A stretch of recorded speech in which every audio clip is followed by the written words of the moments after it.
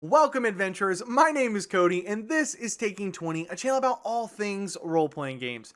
And today, I'm going to talk about a big problem that I have seen a lot of players having as of late, and it has to do with how they are coming up with their characters and how they are utilizing their backgrounds in their character.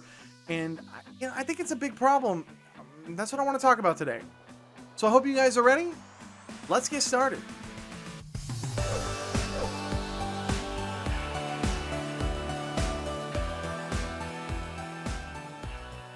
Okay, guys, so right off the bat, I just want to have a short, quick disclaimer that when I talk to players and I talk to you guys, I am not necessarily talking to every single player out there, okay?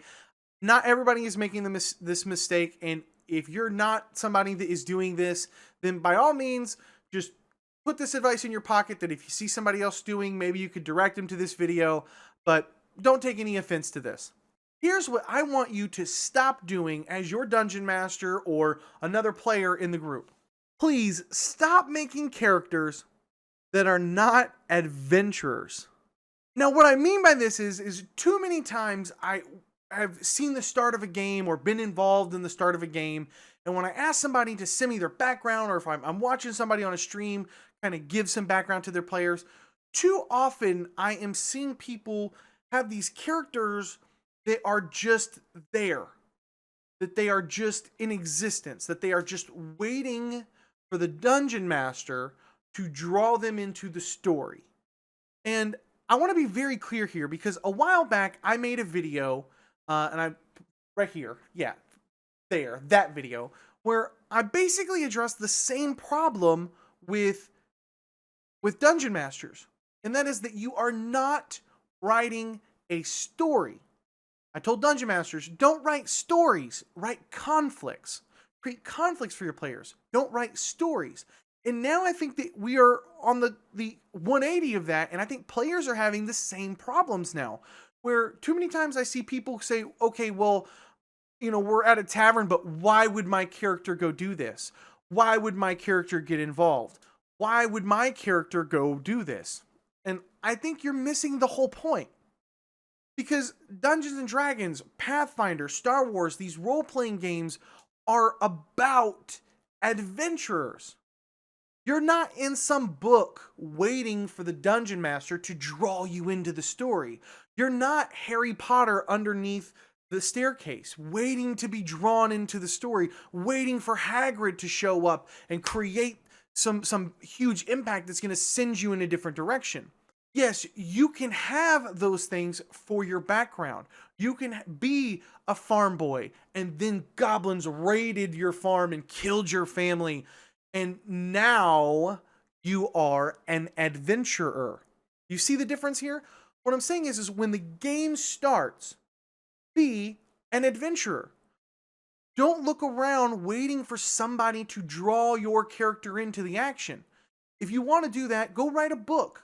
Go write the exact thing that you want to draw this character, this fictional character you've created, into another life, into a story that is going to take them on an incredible adventure. But Dungeons and Dragons, Pathfinder, these are games played with 5, 6, 7 other people sometimes. These are games that other people are showing up with adventures, excited and ready to play, ready to get into combat, ready to go chase dragons and stop evil wizards. They're ready to go do those things. They're ready to go get involved in starship battles and race across galaxies. They are ready to be actionary characters, people that take action and that drive the story forward. If you're creating a character that is a street urchin and the game starts and you're still a street urchin and you're just waiting, you don't have a sword, you don't have a weapon, you have no formal training, and you have level 1 stats, sure, and the ability to change shape into a gorilla, fine. But you can't just be this guy waiting for everybody else to draw you in. Because then the dungeon master would sit down at the table and say, okay, guys, let's get started. You see a house on fire. And you guys go, whatever. Why would my character rush into a burning building? I mean, I'm not saying that you have to, all characters have to rush into a burning building to be a hero, but at the end of the day, you are still playing a game. You're not involved in some masterpiece story. So, what I want you to do is think of it like this. Instead of creating Frodo at the Shire, the young hobbit who is just living his peaceful life as a farmer, and he's waiting for an evil ring to fall into his hands to send him on an adventure. Don't be that Frodo. If you want to have that background, let that be your background. Let that be way off in the distance. What I want you to do is, instead of being Frodo at the Shire, be Frodo when he meets the elves. Be Frodo at Rivendell. Be that Frodo who stands up and says, I will take the ring. I will take the ring. I will do this. I'm an adventurer. I will take action. I will be a hero or a villain if you want to be a villain. But be that guy. Be or girl or girl.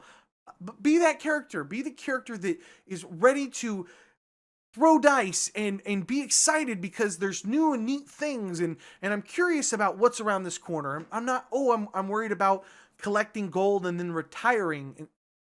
Be an adventurer. When you guys get ready to sit down at my table at Gen Con 50 this year, I fully expect you to sit down with an adventurer. Because if you do that, I'll do my very best, as I'm sure will all the Dungeon Masters, to take you on an adventure. If this is your first time here and you love role-playing games as much as I do, I'd love to have you subscribe. I'll be putting out new videos every week on DM tips, player tips, tutorials, and more. So if that sounds like something you'd be interested in, just hit the subscribe button down below and come join us. Thank you guys so much for watching. My name is Cody, and may your games be filled with awesome memories and even better friends. I'll catch you guys next time.